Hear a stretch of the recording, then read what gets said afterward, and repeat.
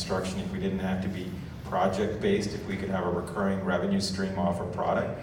All too often, this is the secret sauce, as you said, Russ. So what happens is, once we automate it, it's the IP of that BuiltWorld company, right? And so for us, it's really about the ability to gain knowledge and understand the process even better, so the next time we can duplicate it or replicate it. Yep.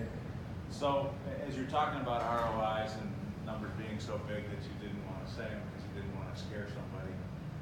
So what for those that you've done, and I know, Jim, you're starting up, but Mike or Sid, what's been the greatest ROI that you've seen with a client? And like, what's the mix of hard dollars versus soft dollars as you're coming up with those ROIs? Yeah, sure. So our target is usually 3 to 5x ROI. So that's where we're coming into it. That's what we benchmark against. So we say, you know what, if you're going to spend, whether it's $10,000 or $100,000 on a project, or $1 million on that, what's that ROI look like over the next 3 years? See, the shelf life of software is between 3 to 5 years. So that's what we're looking at. I'll also say, as Mike said, it's both art and science.